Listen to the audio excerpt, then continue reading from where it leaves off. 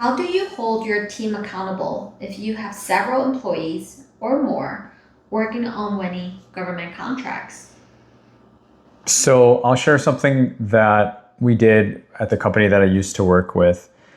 And at times there may have been 20 of us kind of sitting around a table. So if you don't do this, the problem that can happen is you have a bunch of people and they have like busy work, or they're working an opportunity, and then in a couple of days or in a week they're working a different opportunity and you don't know what happened. We used to have daily morning meetings. So at 9 a.m., everybody, regardless of what they're doing, they needed to come to the conference room. And even if they were remote, they had to dial in and basically speak for about 5 minutes for what they are going to be working on that day and what's the status of the things that they've had from things previous days. And then, my boss, she would be able to ask questions, and sometimes we'll go on tangents and what have you. But it was kind of like a working dialogue, and everybody knew they had to bring something to that meeting. So it kind of forced you to be working on something on a daily basis, as opposed to a weekly meeting or even less accountability, where, like I said, it's just too easy in the space, guys. If you have a team or if you have employees, and you may have experienced this, where, if you meet with them once a week, they're working on an opportunity, then the next week it's like, what happened to that? Oh, well, we decided not to go after it. The proposal wasn't going to be a good fit, or we didn't get quotes or whatever. And it's just like, okay, after a month or a couple months of that, it's like, what are you actually doing with your time? What is your team members actually doing with their time? So it can be, a bit of a nuisance. It can be a bit annoying to have to carve that out. It doesn't necessarily have to be an hour. If your time is, your team is smaller, you can do 20 minutes, whatever makes sense. But I do believe in having that daily, regular schedule and accountability if you do have a team that you're managing. How do you solve the problem of managing the team without taking up too much of your own time? So this one's for if you have at least a few team members. You do have to designate a manager or a VP of business development, or someone whose job is to oversee. And the biggest mistake that I've seen in the past is where a company will take their top salesperson and then turn them into kind of like the sales manager, the proposal manager, or the BD manager, like whatever division or whatever your focus is on government contracting inside of your business. Don't take your best person out of the game and make them responsible for managing and teaching other people. Just because they're good at what they're doing, they're good on the phone, they're good at writing proposals, whatever, does not mean that they're good at teaching and transferring that knowledge to another person. And most business owners have to learn this the hard way, but I'm trying to save you some time by letting you know, don't make that mistake. Instead, find a person, take somebody from your internal team who's not doing that, and let them be the manager. Let them do some sort of structure.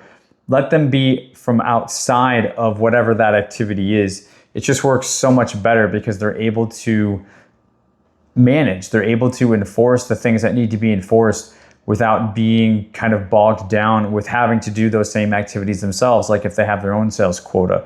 So that's what I would say. You have to appoint a person, and don't let that person be in the same thing that you are trying to manage. Hopefully that makes sense. As an owner of an established business, how much should I invest in government contracting if it's not a proven concept for me just yet? So I've seen this also a lot for you established business owners who have business going on in the commercial space, right? You'll take one guy or gal and you'll make it your point person. Okay, we're going to do government contracting, and they're responsible. And the person's excited, right? Because it's their opportunity. If it's successful, it's on them. If it's not successful, it's on them, right? Most of the times they're not successful, and it's not necessarily their fault. It's because the owner, of course, everything, this person, this designated person, has to run everything through you, the owner. But then you don't make enough time for this person. So they're waiting on you, and they're waiting on you, and they're waiting on you, right? And then maybe they need things, and you are not willing to spend additional funds that they may need from support. And of course, it's got to make sense. but they are pretty much, what's the word? Like, don't armchair the quarterback, something like that. Their hands are tied. They have handcuffs on. You're designating them, but then you're not giving them the resources and the leeway, or maybe the freedom to have full autonomy to do what they got to do. So you don't want to do that. So if you're going to do this and you're going to take it serious, it's fine to designate a person or a couple people, but you have to make sure that you're involved in it. And maybe that means you have to have somebody from the commercial side of the business double down, because, hey, after all, that's what brings in the bacon, brings home the bacon. That's what brings in the funds that even allow this additional division of the company to even be possible.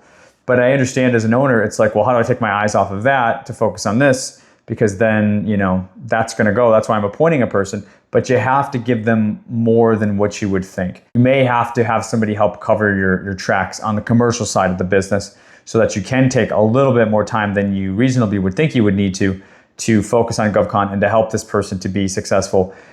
And if you're not, since that's what it takes, if you're not serious about this stuff, then don't even start, because it's not fair to do that to that appointed person. And also just it's not good business sense, because they can be doing something else, right? So if you're really serious about this, I would truly ask you to take this to heart and give it some thought before actually, inviting somebody into a position like this. If you're going to do it, you need to be there to support them. And just as an example, guys, what is that appointed person going to be doing for proposals as an example? That's just one of the tasks, right, that they're going to have to do. Stick around to the end of the video today, and I'll talk about GovRFP, my proposal writing system, in case you do have a person that you're needing to get roped into government contracting proposals. I'll share more about that at the end of the video. Make sure you stick around for that. Let's move on to the next question. We have a few existing larger contracts that fund the business, but those contracts are going to end soon. I need to win new work soon, or we're going to have to lay people off. Where do I invest my time and resources? So this is requiring a bit of a plan of attack.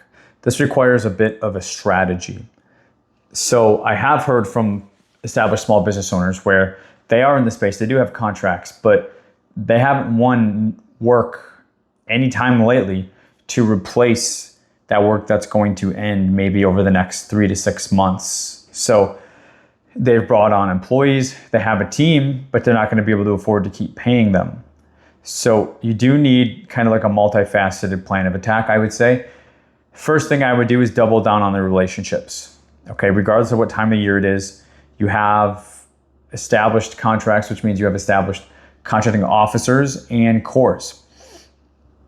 I would definitely start having more conversations with them to see what other opportunities there are in case they do have something on their desk or something that you hear about that you can respond to. Okay, that's your low-hanging fruit. So you definitely want to start there. Okay, and these are all going to kind of be like simultaneous, right? Simultaneous to that, you have built on these existing contracts tremendous past performance.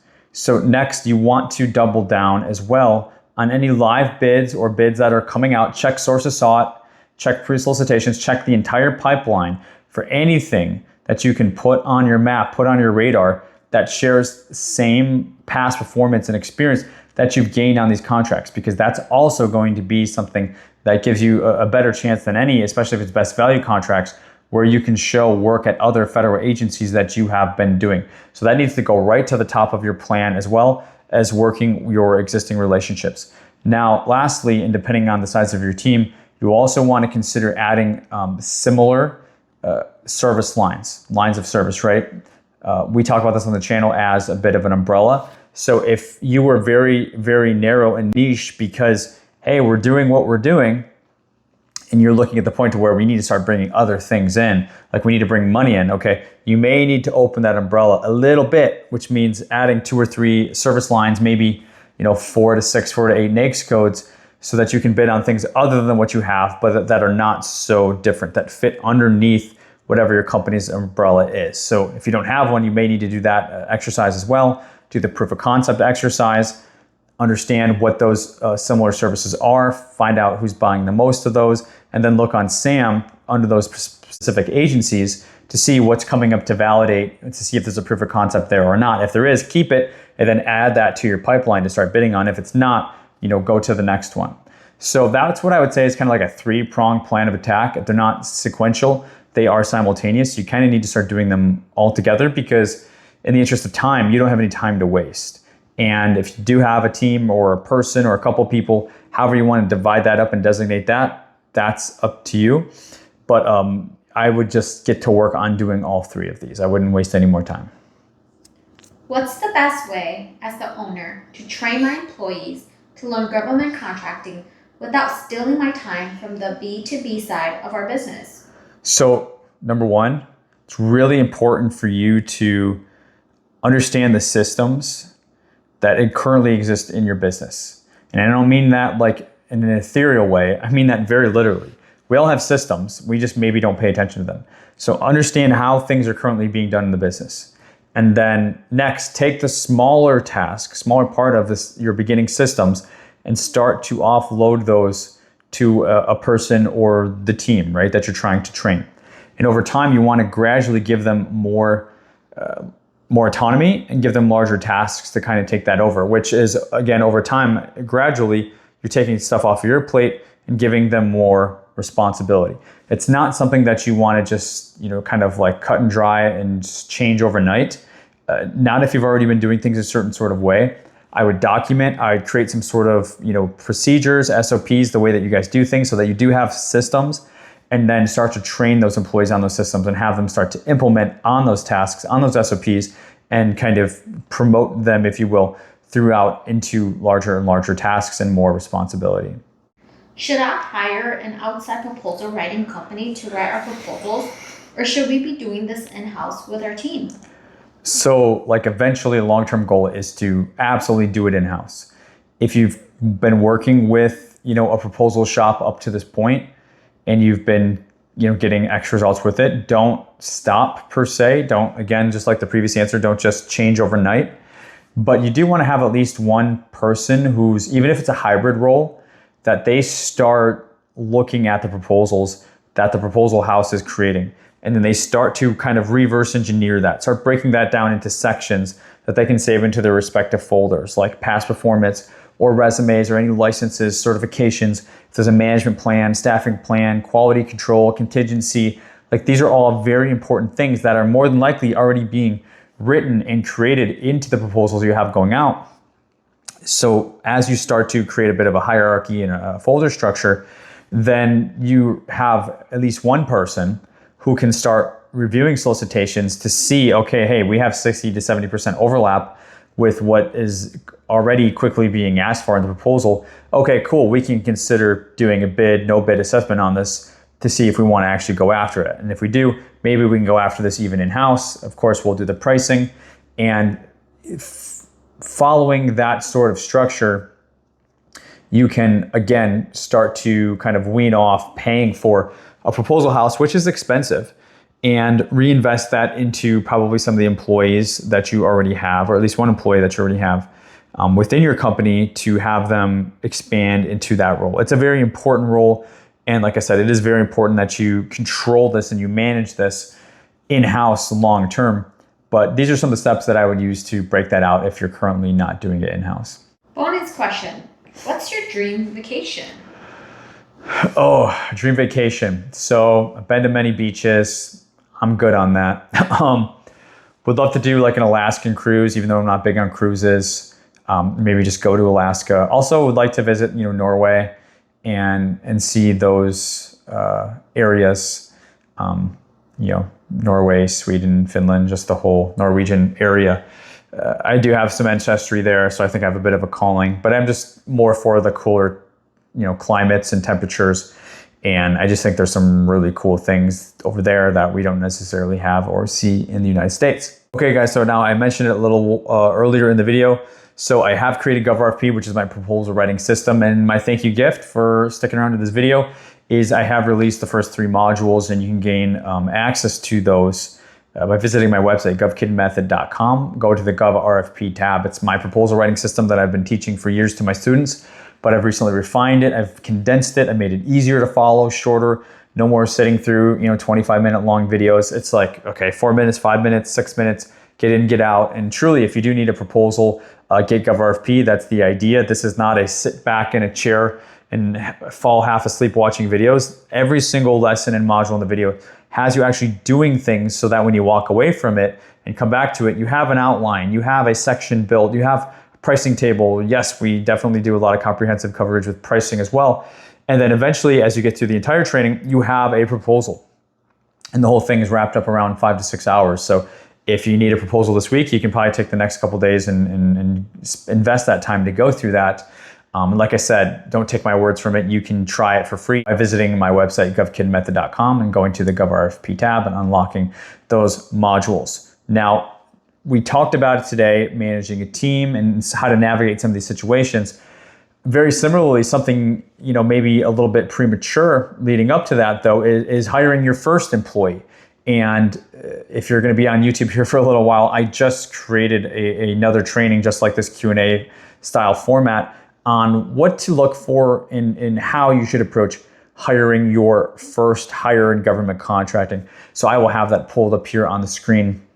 And lastly, guys, we're one of the fastest federal government contracting channels here on YouTube. Would love to have you be part of the community. Subscribe to the channel. If you have any questions that maybe you want me to answer in a future video, also consider dropping those as a comment down below. Until next time, guys, thanks for watching. I hope you got something out of it today, and we will go ahead and see you in the next training. And don't forget, watch the next video on your new hire if you're in a position or you're just curious. We'll see you soon, guys. Thanks.